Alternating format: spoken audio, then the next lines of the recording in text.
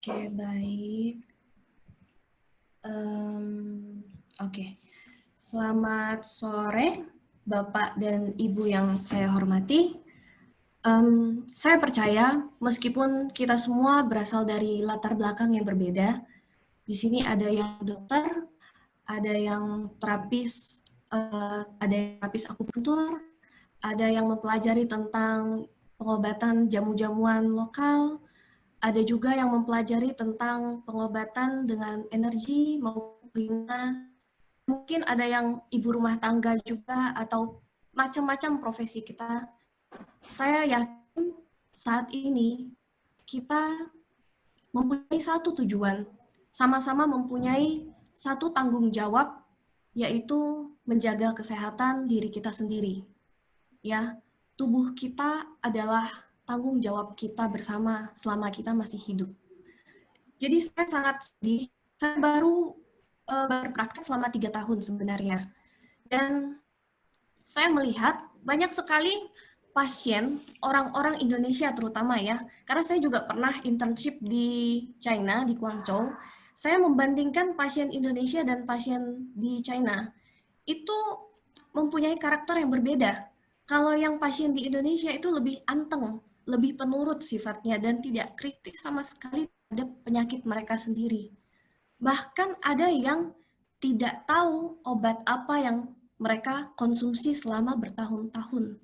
Mereka hanya tahu dari dokter obatnya A, B, waktu minumnya kapan, dan mereka konsumsi, tapi mereka tidak tahu obatnya untuk apa, penyakit mereka itu penyebabnya karena apa, sehingga pola hidup mereka tidak berubah, dan mereka tetap terus konsumsi obat.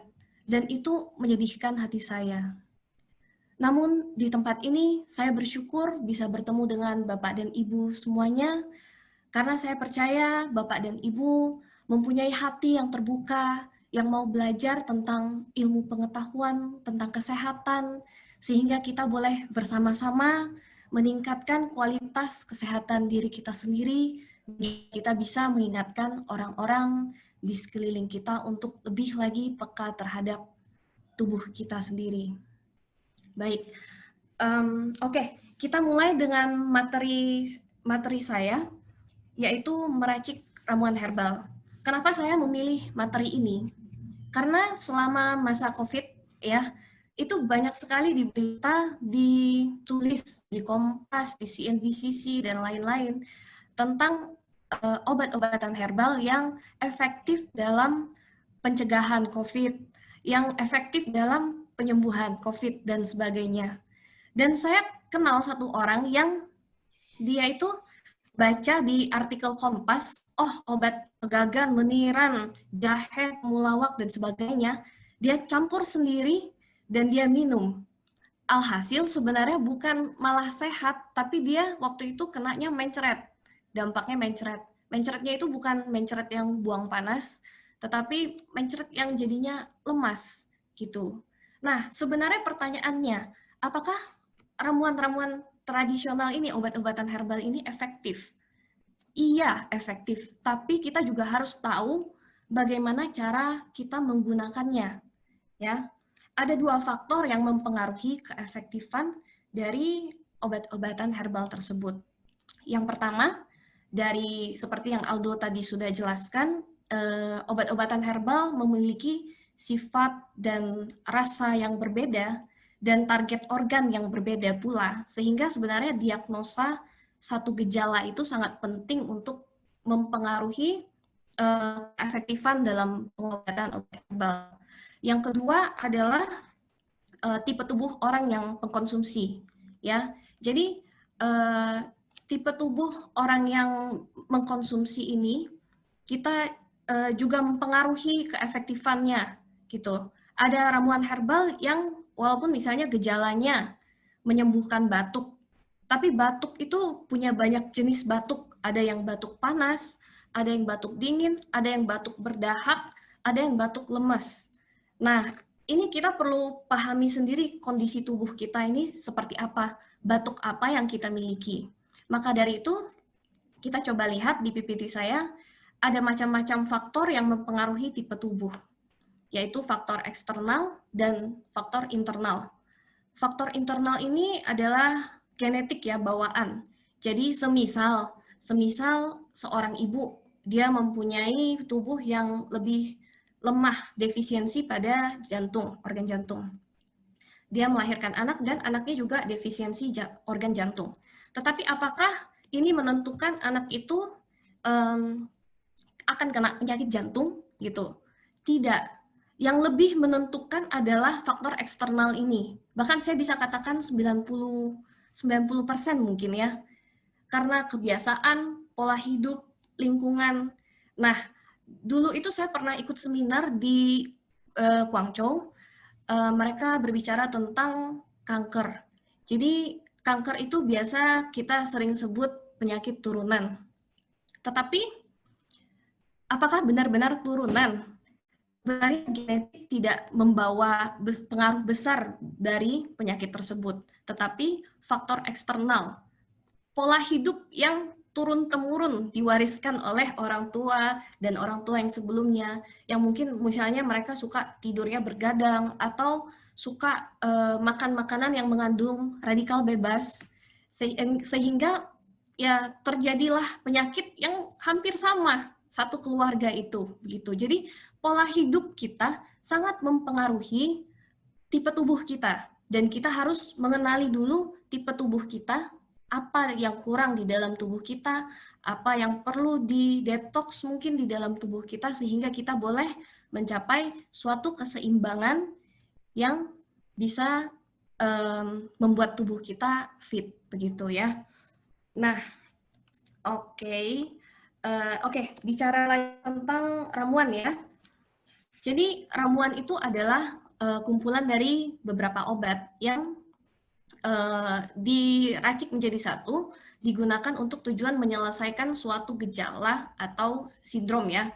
Nah, ramuan ini bisa diolah menjadi beberapa pilihan, yaitu cairan dan padat. Cairan itu berupa rebusan. Rebusan ini yang biasa paling sering orang gunakan, jadi pakai ramuan apa, ada obat-obatan herbal apa, terus kita rebus, dan cara rebusnya itu juga bermacam-macam ya. Ada obat-obatan yang perlu direndam dulu sebelum dididihkan, ada obat-obatan yang bersifat lebih wangi, seperti kayak kemangi, daun peppermint, dan sebagainya, itu mereka harus ditaruh setelah air mendidih beberapa lama. Jadi 5 menit sebelum selesai direbus mungkin baru ditaruh, dan sebagainya itu biasa akan dijelaskan oleh yang memberi resep ataupun di toko obat gitu. Nah, rebusan ini kita juga harus menggunakan wadah yang kompeten. Ya, ada 2 wadah yang tidak boleh digunakan, yaitu besi dan wadah yang bahannya aluminium. Kenapa? Karena obat-obatan herbal ini mereka mengandung zat kimia yang mungkin ada reaksi kimia dengan wadah tersebut gitu. Jadi lebih aman kita menggunakan tanah liat, kaca, keramik, dan sebagainya. Oke, kita lanjut. Yang kedua adalah fermentasi arak. Nah, ini juga sering digunakan oleh masyarakat Tiongkok untuk menghangatkan diri mereka dan melancarkan peredaran darah. Jadi biasa obat-obat yang sifatnya lebih hangat itu mereka gunakan di musim dingin, ya. Karena musim dingin kan tubuh kita juga mengikuti cuaca pasti kedinginan, jadi mereka butuh fermentasi arak. Dan fermentasi arak ini berasal dari ramuan yang direndam oleh arak kuning atau arak putih, tergantung penggunaannya, dan biasa direndam dalam kurun waktu tertentu. Ada yang 3 bulan, ada yang 6 bulan, ada yang semakin lama semakin bagus obat-obatan itu. Tapi jarang sekali dipakai di Indonesia karena yang pertama susah cari arak, yang kedua Indonesia sudah sangat negaranya adalah negara tropis ya, jadi panas gitu ya. Kurang sesuai lah kalau misalnya kita udah di negara panas terus kita minum minuman yang terlalu panas begitu. Nah, ini oke, selanjutnya ekstrak. Ekstrak ini sudah sangat umum di Indonesia, ada ekstrak kulit manggis, ekstrak ginkgo biloba, dan sebagainya. Itu saya tidak perlu jelaskan. Pengembunan. Pengembunan ini juga sekarang lagi hits. Ada merek yang namanya Young Living. Nah, itu juga salah satu teknik pengembunan ya. Jadi mereka menggunakan ramuan, meracik-racikan, dan diuapkan. Biasa pengembunan ini digunakan untuk respiratory system, ya, menyembuhkan penyakit yang kayak pernafasan, paru-paru, dan sebagainya diuapin di sini ya. Oke, yang Bu selanjutnya Christine, sih. mohon izin, slide-nya masih di ramuan diolah menjadi titik-titik. Iya, ini pengembunan, ini sirup. Oh, betul ya. Oke, terima kasih. Oke, ya, selanjutnya sirup.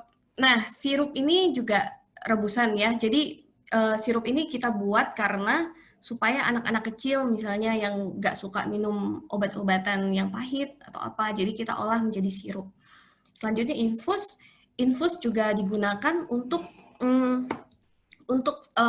kayak kasus-kasus penyakit yang urgent, yang akut. Dan infus ini kita langsung tusukkan ke dalam, kita suntikan ke dalam pembuluh darah. Kita ada 3 macam suntikan ke pembuluh darah, ke bawah kulit, dan ke otot. Fungsinya juga beda-beda, tapi lebih ke arah penyakit-penyakit yang urgent. Nah, padat, ada bubuk, ada pil, teh, dan lain-lain. Oke, selanjutnya hal yang perlu diperhatikan dalam meracik sebuah ramuan.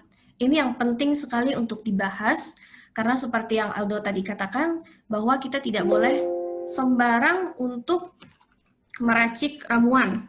Ya, ada fungsi-fungsinya, ada tujuan-tujuannya. Nah, yang pertama, siapa? Target yang ingin kita berikan ramuan itu tuh siapa? Apakah orang dewasa? Apakah orang tua? Apakah anak kecil? Apakah hewan? Itu tuh akan mempengaruhi dosis yang kita akan berikan. Kalau anak kecil biasanya lebih kecil dosisnya dibanding orang dewasa. Kalau yang orang tua mungkin kita tidak boleh memberikan obat-obatan yang terlalu keras, membuang, melancarkan gitu. Karena obat-obatan yang terlalu melancarkan akan mengeringkan tubuh mereka dan membuat lemah tubuh mereka. Orang tua kan sudah pada dasarnya tubuhnya itu lebih lemah daripada orang dewasa. Jadi kita juga perlu meracik, mungkin menambahkan obat-obatan yang menambah nutrisi dan sebagainya begitu. Nah, kenapa? Kenapa mereka perlu minum ramuan ini? Apakah cuman untuk menjaga kesehatan? Apakah mereka mempunyai gejala-gejala tertentu yang ingin dituntaskan? Nah, itu juga akan mempengaruhi pemberian obat. Dan juga jika kita hanya ingin merawat diri, itu dosisnya pasti akan lebih rendah, lebih netral sifatnya dibanding yang bergejala begitu. Dan di mana? Di mana ini juga penting karena seperti yang kita pelajari bahwa manusia ini juga mempunyai manusia ini tubuhnya dipengaruhi oleh cuaca luar.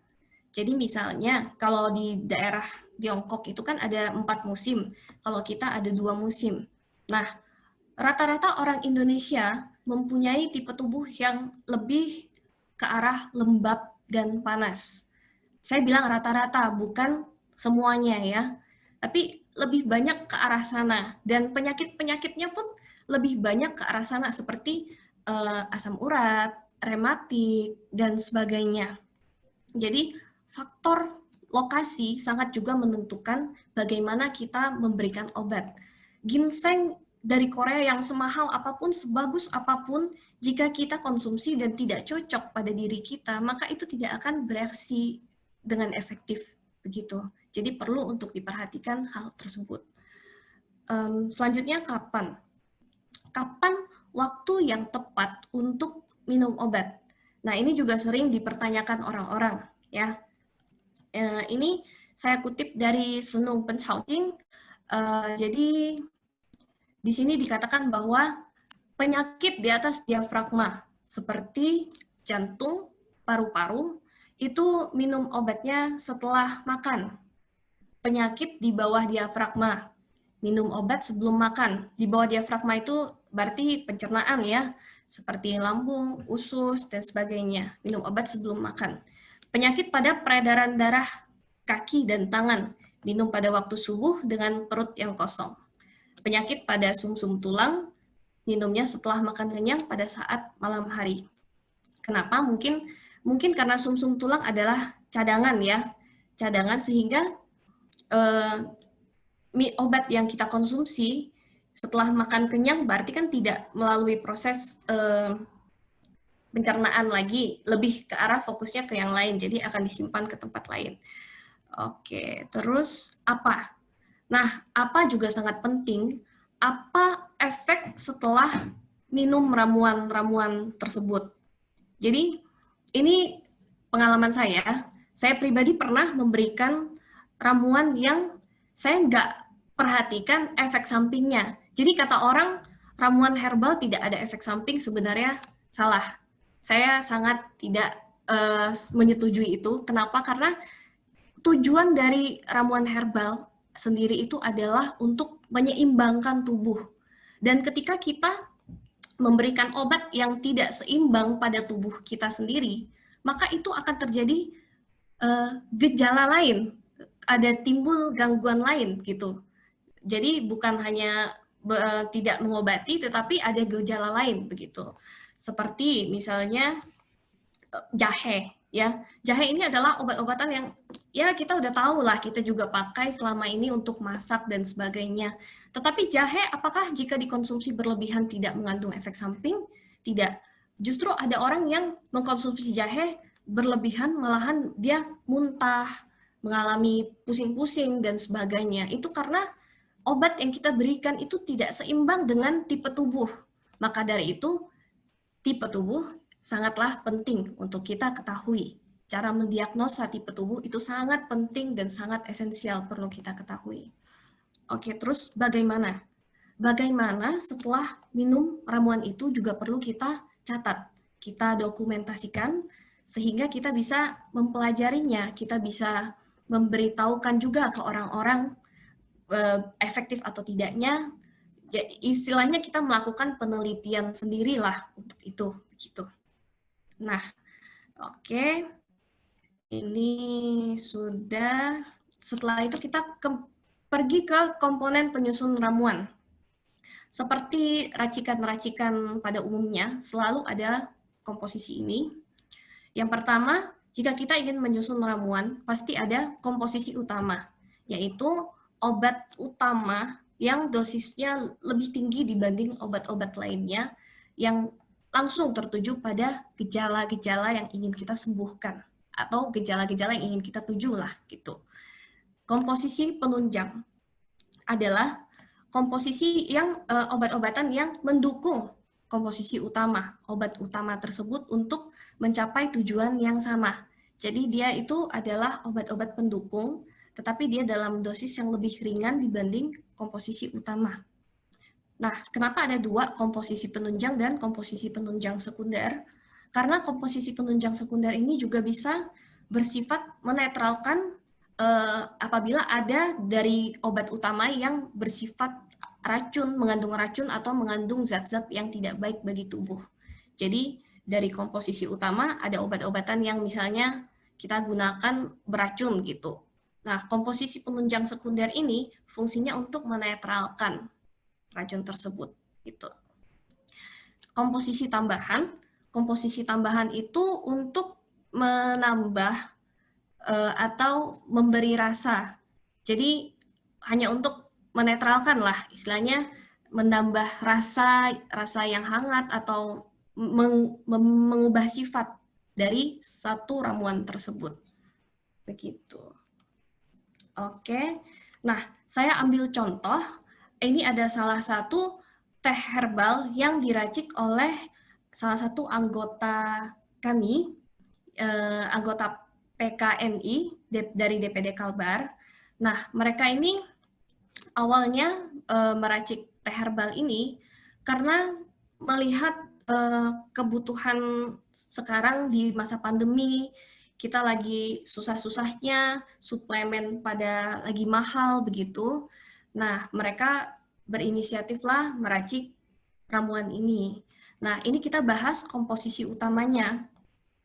Komposisi-komposisinya, komposisi utama adalah temulawak, komposisi pendukung ada pinang, ada teh hijau, ada daun sendok, komposisi pendukung sekunder ada daun mint, komposisi tambahan akar kayu manis, dan jahe. Oke, kita bahas satu-satu komposisinya. Temulawak. Kita semua tahu temulawak itu sudah digunakan, sering banget digunakan di jamu-jamu, bahkan Pak Jokowi sendiri juga mengkonsumsi temulawak secara rutin. Temulawak ini memang sangat bagus dan bermanfaat karena dia bersifat detox, ya, memperbaiki metabolisme, anti radang, memperkuat liver, peluruh kemih, menambah nafsu makan, pelancar darah juga, dan memperlancar pengeluaran empedu. Jadi ini sangat baik jika kita konsumsi secara rutin dan tidak, dia sifatnya kan lebih hangat. Hangat itu tidak panas, tetapi juga tidak, jadi cocoklah istilahnya untuk kita, tapi dalam kondisi netral ya, dalam kondisi tidak melebihi dosis yang berlebih. Oke, kedua, pinang. Pinang ada sifat rasanya pahit dan pedas, sifatnya hangat, target organ, lambung, dan usus besar. Fungsinya, obat cacing, melancarkan energi, obat malaria, meningkatkan nafsu makan, dan melancarkan energi. Diuretik juga, sebagai diuretik. Diuretik itu pelancar air kencing ya, pelancar kencing. Teh hijau ini kita juga tahu bahwa teh hijau sangat baik untuk antioksidan, sebagai antioksidan, baik untuk penyakit jantung, dan baik untuk diet. Rasanya pahit manis, sifatnya dingin, target organ jantung, paru-paru, dan lambung. Daun sendok. Nah, ini sering banget ditemukan di tepi-tepi jalan ya, di got-got dan sebagainya, ini sangat sering tumbuh. Rasanya manis, sifatnya dingin, dia fungsinya yang kuat itu biasa sebagai peluruh kencing. Nah, dapat meningkatkan pengeluaran asam urat dari ginjal. Ini nenek saya juga konsumsi karena dia asam urat, jadi rutin konsumsi ini bisa bantu dia untuk memperlancar kencingnya. Sebagai peluruh dahak, memperbaiki penglihatan dan menormalkan aktivitas hati yang berlebih. Daun mint sifatnya sejuk, rasanya pedas, target organ paru dan hati, meningkatkan metabolisme tubuh sebagai anti radang, meredakan nyeri, meledakan tenggorokan, membuang panas dalam tubuh lewat keringat. Akar kayu manis, pedas manis, sifatnya hangat, fungsinya meningkatkan fungsi organ jantung dan limpa. Limpa ini kalau kita sebut dalam traditional Chinese medicine itu fungsinya untuk memperbaiki pencernaan ya, melancarkan berhubungan dengan pencernaan. Jika dalam kedokteran barat, limpa ini untuk meningkatkan imunitas tubuh. Meluruhkan dahak, meredakan batuk. Analgesik, meningkatkan energi dalam tubuh. Bahan ketujuh, jahe, sifatnya sedikit hangat, target organ, paru, limpa, lambung, fungsinya sebagai analgetik dan antiinflamasi, menghangatkan paru-paru dan mengurangi batuk, mengatasi mual. Nah, dari ketujuh komposisi ini, kita bisa lihat bahwa yang pertama temulawak, dia ada peluruh air kemih ya. Kedua, dia ada diuretik juga sifatnya. Ketiga, teh hijau dia juga ada meningkatkan metabolisme tubuh sehingga bantu untuk kita memobilisasi lemak. Yang keempat juga meluruhkan kemih sebagai diuretik. Yang kelima juga bisa membuang panas dalam tubuh lewat keringat. Yang keenam bisa meningkatkan energi dalam tubuh dan meluruhkan dahak. Meluruhkan dahak itu juga salah satu ekskresi ya. 7, antiinflamasi, mengurangi batuk, mengatasi mual. Banyak di antara sini yang fungsinya sebagai diuretik atau ekskresi juga. Jadi, saya bisa katakan teh herbal Pak Lim ini fungsinya dia lebih ke arah detoks tubuh, detoksifikasi tubuh, melancarkan dan membuang suatu zat yang tidak baik dalam tubuh. Ya, ada ekskresi. Kita kan kalau untuk mencapai satu tubuh yang seimbang, kita itu butuh apa yang masuk harus sesuai apa juga yang keluar gitu. Jadi jumlah yang masuk sesuai dengan jumlah yang keluar untuk menjadi seimbang ya. Tetapi dalam pola hidup, dalam aktivitas, dalam keseharian kita, kita selalu tenggelam dengan keseharian kita sehingga kita lupa memperhatikan tubuh kita sendiri. Jadi kita makan nih, tetapi karena mungkin pola hidup kita kurang sehat, kita jadinya BAB-nya kurang lancar, atau keringatnya kurang lancar karena kita seharian di kantor dan sebagainya. Nah, itu akan mengganggu keseimbangan tubuh kita sendiri. Apalagi ditambah orang-orang kita, bahkan sebenarnya banyak sekali tenaga medis termasuk saya sendiri kurang olahraga. Nah, jadi itu juga akan mempengaruhi keseimbangan tubuh. Sehingga ketika tubuh tidak seimbang, jadi apa yang kita tidak mengeluarkan zat-zat beracun di dalam tubuh, kita jadinya menumpuk zat-zat itu. Makanya bisa jadi ada polip di dalam usus besar. Itu kan karena penumpukan, kita terlalu banyak makan daging, lalu tidak bersih karena kurang serat, kita tidak dikeluarkan, tidak dicuci keluar, tidak dibuang lewat air besar, dan kemudian muncullah iritasi usus, IBS, radang usus, radang pada lambung, dan penyakit-penyakit infeksi lainnya yang sebenarnya kita bisa mengatasi itu semua dengan cara tubuh kita, membersihkan tubuh kita. Nah, jadi itu, detox itu sangat penting, ekskresi itu sangat penting. Jadi mulai sekarang kita boleh selalu memperhatikan apakah kita ada BAB hari ini, apakah kencing kita lancar terus, jadi apa yang masuk misalnya kita minum berapa banyak, kita juga bisa buang berapa banyak, kencing kita juga harus warnanya putih, tidak kekurangan, dan keringat kita normal, sehingga kita boleh menjaga keseimbangan tubuh kita, seperti itu. Nah, fungsi dari keseluruhan, ini adalah fungsi dari teh herbal itu sendiri, digunakan untuk meningkatkan imunitas tubuh, memperbaiki fungsi hati dan paru-paru, sebagai antivirus dan antibakteri, meredakan batuk dan sakit tenggorokan. Tadi kan juga ada obat yang meredakan batuk dan sakit tenggorokan ya. Ini daun mint bisa, pinang juga bisa, temulawak juga bisa. Nah, mengencerkan dahak dan melancarkan kencing, melegakan nafas, serta menjaga kesehatan tubuh. Nah, kenapa bisa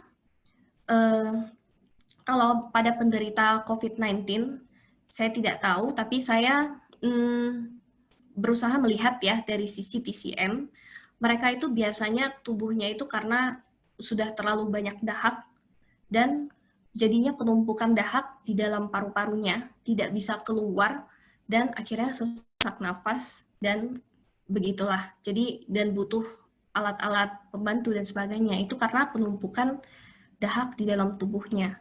Nah, maka dari itu kita ada gejala sedikit saja, misalnya ada dahak sedikit saja, kita boleh concern, sudah boleh peduli terhadap gejala-gejala kecil. Batuk sedikit kita boleh atasi, pilek sedikit kita sudah boleh mengatasinya. Kenapa? Karena banyak sekali penyakit-penyakit yang besar sebenarnya timbul dari gejala-gejala kecil yang kita abaikan. Seperti sekarang banyak wanita yang tidak bisa hamil.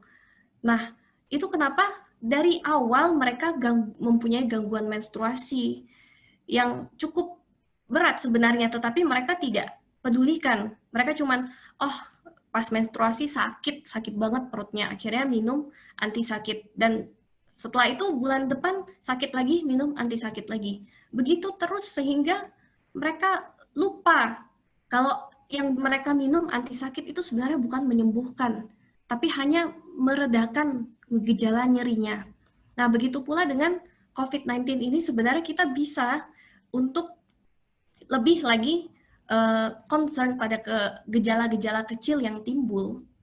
Ada batuk sedikit, ada dahak sedikit, kita boleh langsung banyak minum air, makanya dianjurkan untuk banyak minum air dan berolahraga supaya ekskresi kita lancar.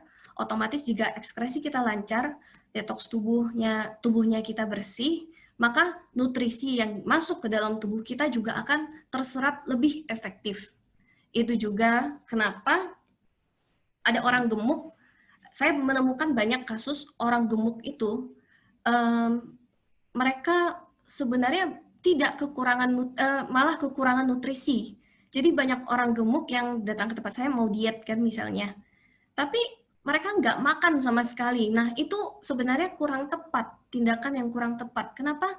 Karena mereka sendiri tubuhnya sebenarnya sudah defisiensi nutrisi dan sebenarnya harus ditambahkan nutrisi. Tetapi mereka sebelum ditambahkan nutrisi harus didetoks dulu. Kenapa? Karena melalui detoks tubuh mereka sudah bersih, baru nutrisi yang dimasukkan ke dalam tubuh mereka akan lebih maksimal. Nah, begitu pula dengan ya COVID ini. Jadi kita perlu mendetoks tubuh kita dulu, kita perlu menjaga keseimbangan tubuh kita supaya kita boleh terhindar dan kita boleh mencegah dari penyakit ini. Begitu. Oke. Nah, ini kutipan terakhir dari Huang Tineiqing saya ambil. Jadi ada seorang murid yang bertanya kepada gurunya, "Guru, bagaimana caranya kita supaya panjang umur, hidup lebih lama?" Dan guru itu menjawab, orang zaman dulu, dia bilang, mereka mempunyai satu kearifan, yaitu menjaga keseimbangan. Jadi tidur di waktu malam hari ya tidur, di waktu siang hari mereka bangun dan beraktivitas, karena di siang hari kita saatnya beraktivitas, ada matahari yang cerah, kita menyesuaikan diri dengan alam, lingkungan sekitar. Nah, susu itu kita juga rutin berolahraga, rutin bermeditasi, tahu karena banyak jenis bentuk olahraga ya. Ada yang nge-gym, dok saya sudah nge-gym, tapi kok saya badannya masih gak fit gitu. Nah, nge-gym ini sebenarnya memaksa otot tubuh. Itu bukan merilekskan tubuh, tetapi memaksa otot tubuh untuk bekerja. Sedangkan jika nutrisi yang mereka makan tidak seimbang, maka mereka juga akan mengalami defisiensi tubuhnya. Nah, maka dari itu yang nge-gym belum tentu bisa, yang nge-gym itu belum tentu sehat begitu. Jadi kita harus tahu jenis-jenis olahraga apa yang cocok bagi badan kita, yang dibutuhkan oleh badan kita saat ini. Lalu yin shi you jie, jadi makan yang teratur. Jadi makan pagi, siang, malam itu harus teratur. Jamnya rutin, jam 12, besoknya harus jam 12 juga, besoknya lagi jam 12 juga, begitu. Sehingga otomatis organ-organ tubuh kita akan lebih sadar diri, sudah tahu waktunya untuk mengeluarkan asam lambung, sehingga metabolisme kita lebih lancar lagi. Ya. Nah, bangun tidur ada iramanya. Jadi di sini dikatakan bangun tidur dan waktu tidur kita itu harus sama. Misalnya jam tidur jam 10, bangunnya kita jam 7 misalnya. Besoknya juga harus seperti itu. Jangan hari ini tidurnya jam 10, besok tidurnya jam 3 subuh. Nah, itu nggak bagus bagi kesehatan, bagi keseimbangan yin dan yang itu tidak sesuai. Nah, selanjutnya dia bilang, tidak boleh terlalu capek bekerja. Jadi, kalau capek, ya istirahat loh. Mau piknik ya monggo gitu kan. Jadi, kita harus pandai-pandai menyesuaikan diri, tahu kondisi tubuh kita, ketika kita mengeluarkan gejala sedikit, kita atasi. Nah, jika kita sudah melakukan itu semua, maka kita bisa mendapat, ya insya Allah lah ya, kita bisa mendapatkan umur yang panjang dan kesehatan yang prima. Begitu. Sekian bahan dari saya. Jika ada mungkin tambahan atau apa, atau bagaimana ya, jika ada salah kata juga saya mohon maaf, karena saya baru pertama kali. Nah, ya jadi seperti itu. Baiklah, saya serahkan kembali kepada moderator, Bapak Ferry Wong.